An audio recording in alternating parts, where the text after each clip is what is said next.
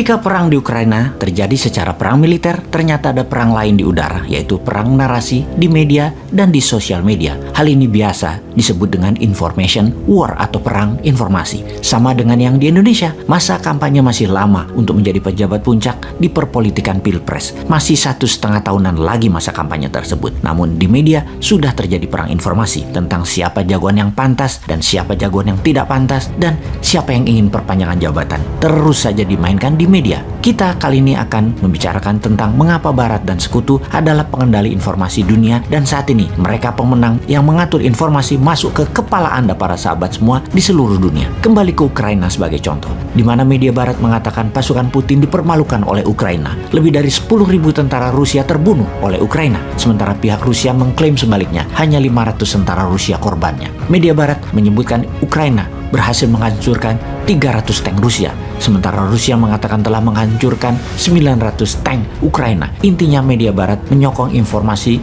kepada rakyat Ukraina dan dunia bahwa Ukraina berhasil mempertahankan tanah air mereka, sementara Rusia menginformasikan kepada rakyatnya pasukan pembebasan Rusia berhasil menaklukkan sepertiga wilayah timur Ukraina yang membuat tanah air Rusia akan terlindungi dari serangan agresi NATO. Sebenarnya berapa besar korban perang dan tingkat kerusakan yang terjadi selama perang di Ukraina hingga saat ini? Tidak ada yang tahu pasti. Tidak ada wartawan di media perang yang dapat memastikan kejadian yang tepat jumlahnya. Tidak ada observer mandiri yang independen di medan perang saat ini. Kita tidak tahu mana informasi yang difilter, mana informasi yang dimodifikasi, terutama di sosial media. Sosial media itu level playing field-nya berbeda karena sosial media tidak lagi netral. Kita membicarakan big giant raksasa media sosial seperti Twitter, Facebook, Google, Apple, di mana mereka mengambil posisi bersekutu dengan pihak Barat.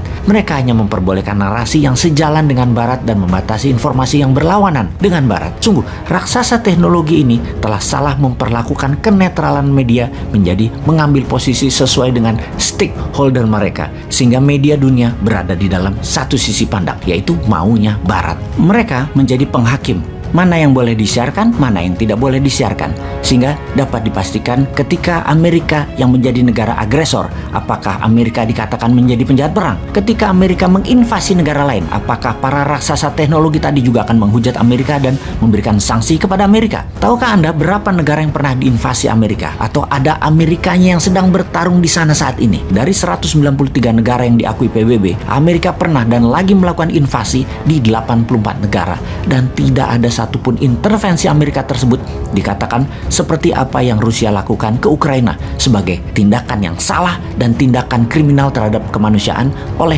giant tech media tersebut. Yang mau kita katakan kali ini adalah kemunafikan raksasa media ini karena ternyata mereka dibayar untuk memihak. Mereka tidak murni dan ambil posisi ke yang bayar. Yang para raksasa teknologi media tersebut misalnya di tahun 2021 mendapatkan keuntungan yang sangat besar dalam mempromosikan Amerika War on Terror, kampanye anti-teroris dan melabel teroris oleh Amerika kepada dunia, terutama Google, Facebook, Microsoft, dan Amazon. Mereka semua dibayar sekitar 44 billion dolar atau hampir 1/4 APBN Indonesia dari Pentagon dan dari US Homeland Security untuk mendapatkan akses database, penyidikan personal data, hingga penyebaran narasi propaganda. Informasi itu menarget langsung hati dan pikiran dari para pengguna sosial media tersebut. Bayangkan ada 2,7 miliar manusia setiap hari menggunakan Facebook, Instagram, 206 juta manusia menggunakan Twitter setiap harinya misalnya. Dan lihat betapa dahsyatnya efek manipulasi data tersebut di dalam mengendalikan pembicaraan pengguna di sosial media di semua platform raksasa teknologi ini. Para raksasa teknologi informasi tadi saat ini banyak memperkerjakan dan bekerja sama dengan Kementerian Pertahanan Amerika, Departemen Dalam Negeri, Homeland Security, NSA, National Security Agency, dan FBI-nya Departemen Kehakiman Amerika. Ada Jared Cohen dari State Department atau Kementerian Luar Negeri sebagai Ketua Kebijakan Internasional. Sekarang dia aktif di Google untuk Counter Terrorism Tool.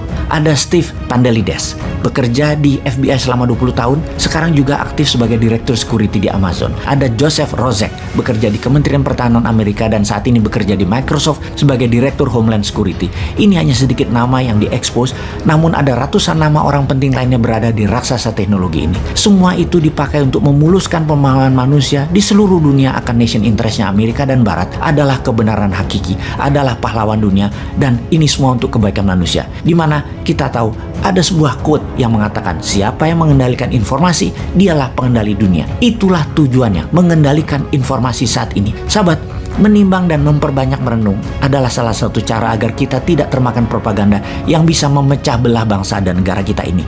Seperti banyaknya narasi kebencian dan pemujaan terhadap satu sisi dan sisi lainnya yang kita harus pilah.